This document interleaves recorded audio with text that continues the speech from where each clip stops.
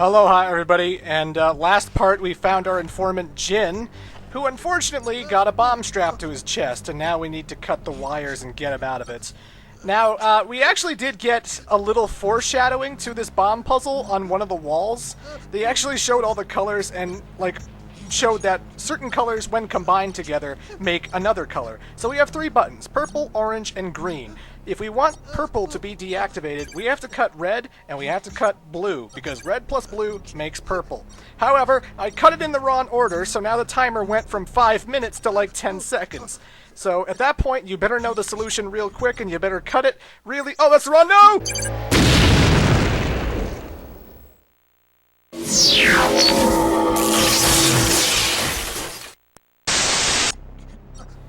Let's try that again.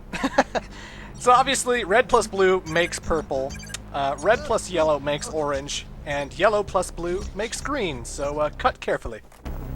This could come in handy. About my fee, Hannah, I was under a lot of stress. Explosive makes me nervous, eh? Give me the package, Jin. I made a flash disk with all your info on Weemin, including a good place to start looking for her.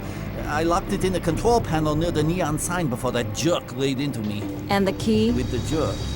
All right, I'm going for the disc. You'd better go under and go deep. Yeah, you know, for a moment I thought I was a dead man.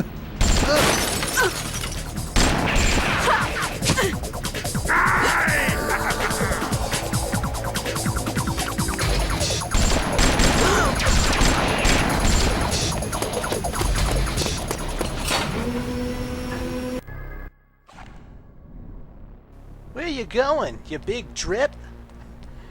I can't believe they killed Jin! He was my favorite character! Also, again, there was the foreshadowing I was talking about. That wall actually predicted what the puzzle was going to be later, so, yeah. In order to get past this door, we gotta use the explosive we just took off Jin's body and blow it open, because we don't have a key for it. Boom! Again, I really just love the art style of this game. I love that when you go from room to room, you don't have to worry about like opening doors or climbing stairs like you did in the Resident Evil series. Every background is pretty much a pre-rendered FMV, so obviously if your disc is scratched, the background's going to be pretty choppy and weird looking, if it runs at all. And it just has a nice little flow to it, because they don't have to worry about making like 3D models or any kind of actual design. I mean, they got like placements of where your character is in relation to the FMV that is playing and looping over and over again. So it feels like a living, breathing world, and for a PlayStation 1 game, I think that's pretty visually impressive and unique. It really stands out among so many PlayStation games, so I like it. How did I miss that? If you do sneak up on one guy and you got a red crosshair, so that means like it's going to be an instant kill when you take him out. If there's another guy ahead of him, that does not apply to him. Obviously, they will hear gunshots. They won't hear melee attacks, but if you're brandishing your guns and going boom, boom, boom, then of course the guy in front of him is going to hear that. But if you cut the guy behind another guy and he goes down, he won't necessarily hear that. So again, it's always useful to have your melee weapon out. But then again, sometimes, I got the ammo. I may as well. I don't want to risk sneaking up on the guy and then being too late and having to cycle through my weapons, because sometimes the inventory management can be a little bit bumpy. You can't just go into a menu like you can in Resident Evil. In order to get any kind of item, you have to cycle through it with the square and circle buttons, like I am here. So there's no menu. You can't pause the action to reload your bullets or to, combine items or anything. What you have is what you're going to be cycling through. Also, pay attention to those billboards, because that's going to solve a puzzle coming up right now. But first, boss time. I'm playing on hard mode, so this doesn't really take too long for this guy to kill me, especially since I've got, like, the yellow fear meter, so I'm already kind of hurt. And again, no healing items whatsoever in this game. Gotta make sure you're managing your ammo and everything really nicely. But the L2 button in Fear Effect is essentially a dodge roll, and the dodge roll is incredibly useful. It can really, really save you in so many pinches. Like, just because, a guy's shooting point blank where you are, if you're dodge rolling, you almost always roll under the gunfire or get out of the way. It's like your character has invincibility frames. Sometimes you still take damage when you're dodge rolling. It's not like 100% guaranteed to save you. But dodge rolling for that particular boss fight is super useful because it's hard to sneak up on him and try taking shots. I feel like in order to take him out effectively and not keep running around with the clunky, slow Resident Evil controls, it's just more satisfying to just do it as I did it. This puzzle, as I said before, when we were on the walkway, there were blue neon signs. Do those neon signs and you will solve the puzzle.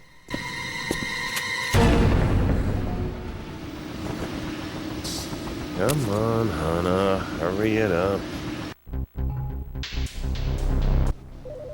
And now, ladies and gentlemen, we are now going to be playing as Royce Glass, a different character with a different inventory. What the?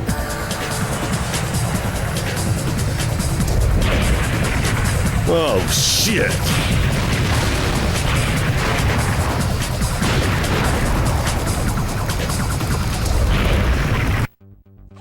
So as the cutscene begins, you saw a rocket get shot at you, obviously. Run the hell out of the way. And you gotta keep moving in this part because the helipad is all on fire and it's going to explode. And if you're not climbing the ladder fast enough, it will take you and it will kill you. So Fear Effects has multiple playable characters. You'll be playing as Hana, Glass, and another character we haven't seen yet known as Deke. And each time this kind of transition happens, you don't keep the weapons per character. It's always going to be different depending on who you are. So, you know, whatever Hana had, Glass does not have, you know. But that also means that people's, like, Fear Effects health bar regenerates when you come back to them and stuff. And you don't really have to worry about too much, so... They all control pretty much exactly the same. They all do the same stuff. I don't find that playing as one character is slower or more annoying than any other. You don't have to worry about inventory or anything, so, yeah.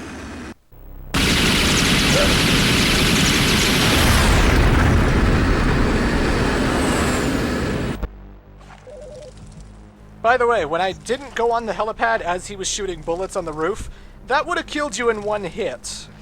As I said before in part 1, Fear Effect is a very trial and error type game. There's a lot of instances in this game, whether you're dodging electric floorboards, whether you're, you know, sometimes you just have to watch where you're walking, you know.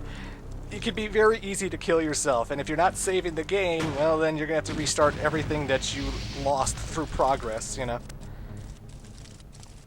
Again, I apologize for that FMV. It's only for Disc 1.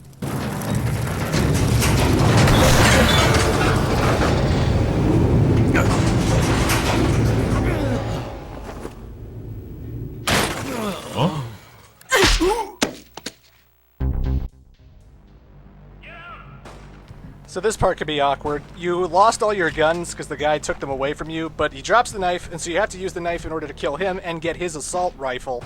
But that means you have to get up close to him, and it's so easy for this guy to just plug you with ammo and take you down really quickly. So luckily he missed me every time there, so I didn't have to worry about that. The assault rifle in Fear Effect is definitely the best weapon in the game, and you always want to use the assault rifle. I mean, not only do you get a lot of ammo for it, but it just shaves the health off of enemies really, really quickly. Those were stealth kills. I kept killing them with the red crosshairs and sneaking up behind them, but even like the guys I shot from like that far away, boom, you know. The assault rifle is my friend. I love the assault rifle. And luckily, Hana can carry like a bajillion guns, and there's no issue whatsoever. My name is Mr. Lamb. You've made 2 mistakes. First, I have enough resources to find my daughter without uninvited assistance. And second, you should have killed me by now.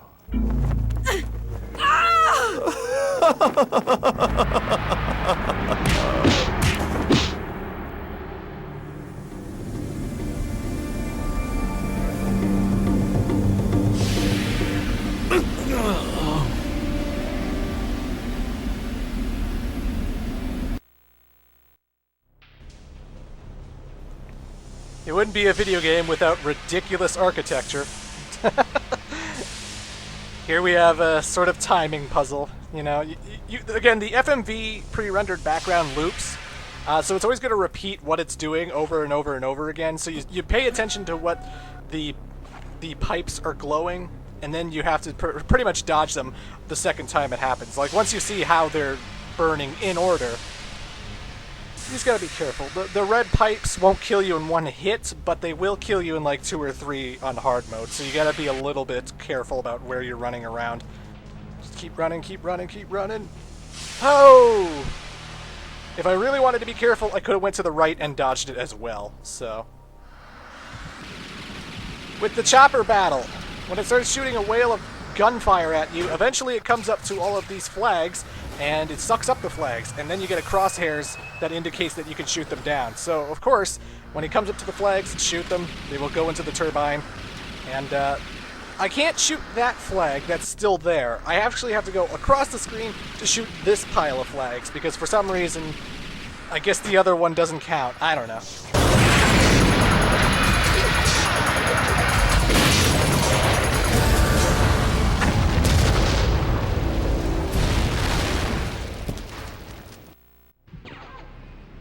Again, with instances like the chopper fight and stuff, dodge roll is your friend. You can use the dodge roll to go forward, you can use it to dodge roll backward, and you can also use it to do side rolls. So, like, if you're facing one particular direction, and then you just move to the right, then you can just dodge stuff like that, and it's so useful for so many of these boss fights. Dodge rolling is the boss fight tip I would give.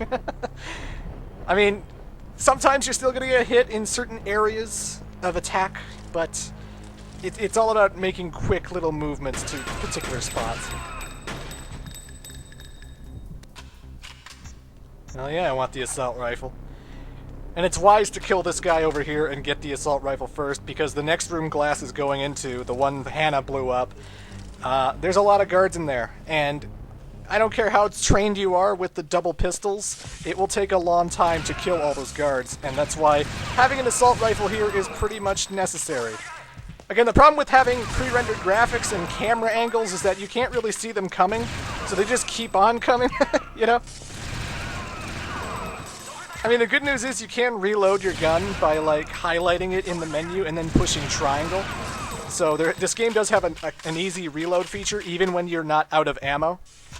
Very much unlike Resident Evil, at least until Resident Evil 4.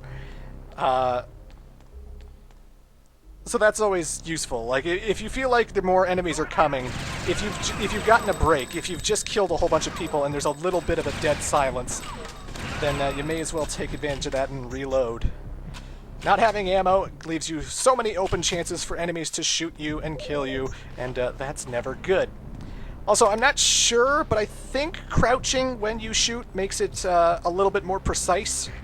I might be wrong about that. That might be a stigma I have from, like, other video games I've played, but I'm pretty sure sneaking and crouching downwards makes you shoot better. But again, I could be full of shit. I could be absolutely full of shit. If you're thinking walking around this place is getting a little bit repetitive, don't worry, we're almost out of here. My men inform me that this disk Jin left for you is encrypted. You will give me the code. I don't have it. Jin played me. He never told me about a code. Then take it. It's yours. You've paid for it with your life. Our business here is done. You may shoot. With pleasure. Come on.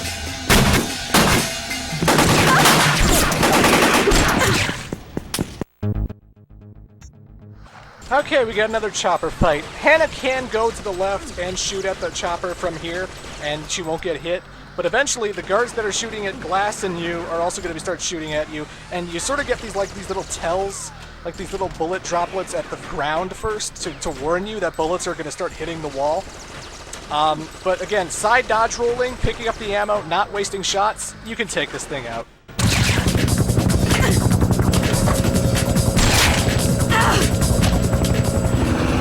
That's my girl. That's my interrupted FMV. That's actually how it is in the original game, as far as I remember. Go, go, go!